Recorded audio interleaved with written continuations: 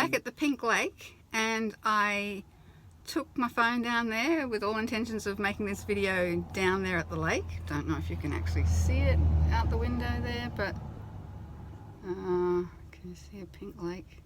Maybe, I don't know, maybe not. Anyway, there's a pink lake out there.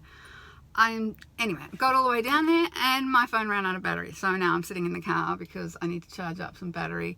But anyway, I was kind of thinking, gosh, it's been like 2 years, and I looked at my Instagram photos and it was actually the 16th of June 2019 that I was here last. So yeah, coming up to 2 years in a month, when my Caravan wasn't pink yet, so I'd only just picked it up from Adelaide. So yeah, goes around comes around, right? So anyway, the Pink Lake wasn't pink when I came here before because it had rained lots and lots and it was full of water and it was just kind of blue. But now, because it's been dry for a while and it just rained yesterday, so there's a little bit of water in it and it's actually pink at the moment, which is really awesome. And so yeah, I'm going to sit here for a minute, charge up, and go down and get some more video. But while I'm waiting for that, I thought I would have a little chat about my current situation and dilemma. Obviously I'm back in Victoria. I just left South Australia today and I'm in Victoria now. And I was just so exhausted after the Vintage Caravan Nationals and socializing and being around people, and I was really struggling with that. And I was like, oh, I don't want to do this anymore. I want to stop. I want a home base. And I actually did find a little place to rent up in the Mallee, which, you know, was in my affordability range, which is only $160 a week. So there's not much available to rent in Australia for that, but there is a little house up there for rent, and I'd been umming and ahhing about it.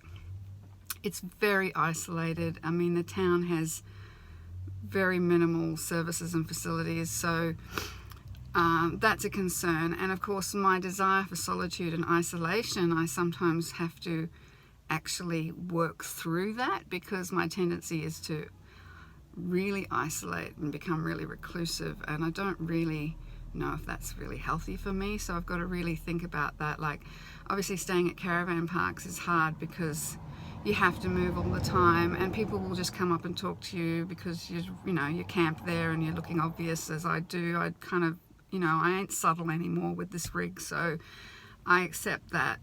But maybe that human contact is actually good for me in minimal doses. I just struggle. I don't know why, but definitely since obviously PTSD issues have been a big part of that. I just struggle with too much human contact. So yeah, I'm in two minds and I just don't know. And I was just actually watching a really awesome YouTuber by the name of the Inspirational Nomad. Shout out to you, Inspirational Nomad, because you're very inspirational. He lives in his car, and he's been talking a few videos about home base versus full-time nomadic life. And one thing he did specify was, if you're sick, the full-time nomad life is probably not for you. And I'm certainly finding that out. The mind is keen and willing, but the body keeps saying no. So when that happens, I stop. But I thought, well, even if I could stop a month in one place and then, save up enough money to get petrol to go to the next place, and also save up enough energy in myself and recuperate enough to be up for another trip. I'm kind of hoping that that's something that I can do, because I just love the changing scenery, and this has always been my happy place. I've always loved my road tripping life, and I'm so frustrated at my limitations, like just so frustrated. And things like this, I was waiting for my prescription to arrive. It had been sent from the caravan park in Warburton, because that's where I'd been last time my doctor had sent it to me, and then I got them to forward it to South Australia Caravan Park, and I waited and waited and waited, and it didn't turn up. And I was just like, I've got to go. So now I've given them an express envelope to post it to the next place I'm going to. And things like that, you're like, it doesn't happen very often, admittedly. It's only every 6 months I have to do this, but having a set address for things like healthcare and consistent healthcare and getting your prescriptions and things like that when you do have a chronic illness is probably pretty important. But my quandary is, unlike the inspirational nomad, you know, he has a choice to have a home base or live as a nomad full time, and you know, that's his debate. Whether he could have a home base and then still have a semi-nomadic life. Well, for me, that's probably not an option. I mean, the home base is going to cost the same as a cheaper caravan park out in the country for me.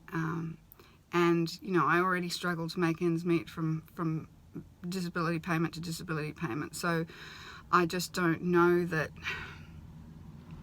yeah, I don't know if staying put, you know, will mean that I can't go on my little adventures and do this sort of thing. I'm scared I'll get really depressed and really sad, and it'll be so isolated. Like, none of my friends will come and visit me out there, and at least this way I can go visit my friends and my kids and people that I love, you know. But there's part of me that's going, when are you going to get another chance to find a house in your price range? It's the first one you've found in 2 years of searching, and yeah, I don't know.